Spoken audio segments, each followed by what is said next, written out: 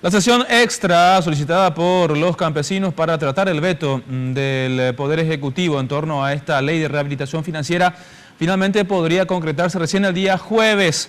Los labriegos, mientras tanto, están planeando desfilar mañana en Asunción. Ni un paso atrás. Ahora creo permanecer en la plaza esperando esa resolución, en este caso allá del Senado.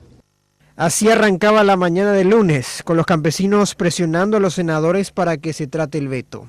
Es así que en plenaria se dio entrada y girado a 4 comisiones que deberán dictaminar. La ausencia de miembros de Colorado Ñeteté, incluido su líder Marito, no ayuda a tener los 23 votos para convocar a una extra. Al respecto, Hugo Richard fue muy sincero.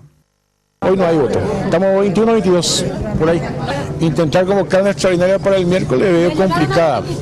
Entonces, lo más probable es que quede para la binaria el jueves. Los manifestantes buscan la manera de expresarse y una estrategia será la de desfilar mañana en los festejos de los 480 años de Asunción. La ley 1066 del marchódromo habla de que los domingos y feriados puede marcharse desde las 6 de la mañana hasta la misma hora del día siguiente. ¿Por dónde irán? Es toda una incógnita. Sé que quieren hacer un circuito, creo que no habría ningún problema, mientras, en tanto y cuanto sea ordenadamente, sin causar desórdenes, no tenemos por qué impedir ninguna manifestación ciudadana.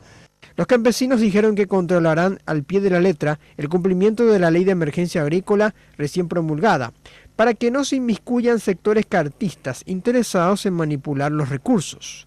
Entre otros puntos, ahora también exigen que se les reivindiquen los pedidos a los transportistas.